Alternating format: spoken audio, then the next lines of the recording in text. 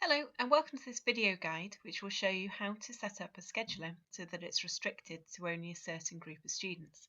So the first thing that we need to do is make sure you have your group set up. So under administration, go to users and then click on groups. And you might find that the group is already here, so it could be that you've already set up the group or it's one of the pre-created areas in here. So for example, this year the study group channels also have an equivalent Moodle group created for you. If not, you can easily create a new group by clicking on Create Group, give your group a name, scrolling down, click on Save Changes, then click on Add Remove Users, and you can use Shift or Control to select multiple students from here. You can also search using the search field here, and it will filter as it's doing the search. Scroll down, click on Back to Groups. Our tutor group is now created. I come back to the main area. I can now set up my scheduler.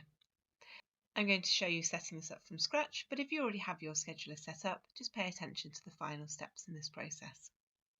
Click on Add an Activity or Resource.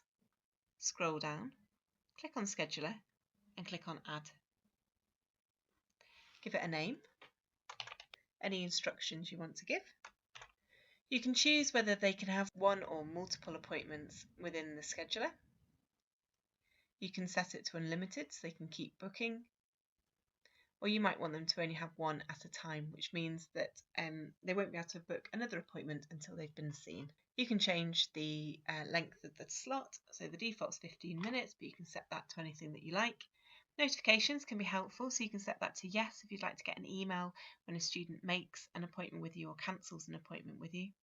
You can set up a booking form if you want to get information from the student or get them to put in some information to you beforehand. And then to restrict it to your group, go to Restrict Access, click on Add Restriction, click on Group, and then we can find our group that we've just set up.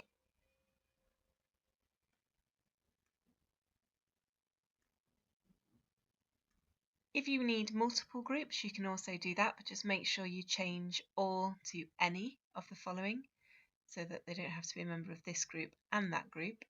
So if you have multiple groups that you would be able to see. The other thing to note is this eye icon here. If it's open, it means that this activity will be visible to all students, but only accessible to those who meet the criteria that you have set up here.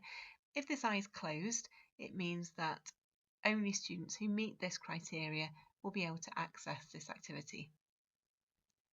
So once you've got the restriction set up, click on Save and Display,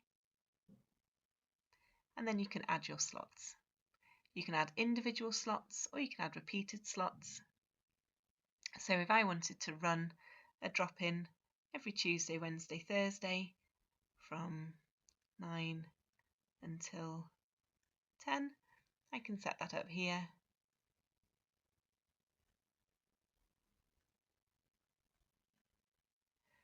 I can give it a location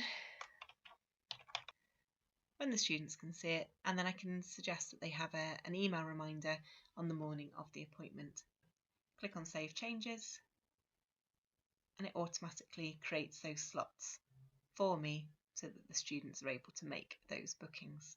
Other things you might want to have a look at when you've been using this for a while is you can see an overview of the slots, some of the statistics in terms of who's attended or unattended those, and you can also export this information.